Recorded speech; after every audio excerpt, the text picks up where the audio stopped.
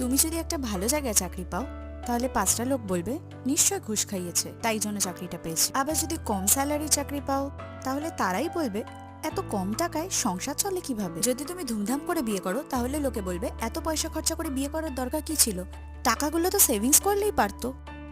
আবার মিনিমালিস্টিক ভাবে বিয়ে করলে বলবে ইস এভাবে কেউ বিয়ে করে নাকি, এর থেকে মন্দিরে বিয়ে করলেই পারতো। তুমি যদি খুব তাড়াতাড়ি বিয়ে করো তাহলে লোকে বলবে ওর তো এখনো বিয়ের বয়সই হয়নি, এত তাড়াতাড়ি বিয়ে করলো কেন। আবার যদি বেশি দেরিতে বিয়ে করো, এত বয়স হয়ে গেছে এখনো বিয়ে করলো না, আর বিয়ে কবে করবে। আবার ধরো তুমি চাকরি ছেড়ে দিয়ে বিজনেস করবে ভাবলে, তাতেও লোকের প্রবলেম, তা ভালোই তো চাকরি করতো, কি দরকার ছিল চাকরিটা ছেড়ে বিজনেসে জয়েন করার। তুমি লাইফে যাই কিছু করো না কেন সেটা নিয়ে সমালোচনা লোকে করবেই, কারণ সমালোচনা করতে কোনো যোগ্যতা লাগে না, সমালোচিত হতে গেলে যোগ্যতা লাগে।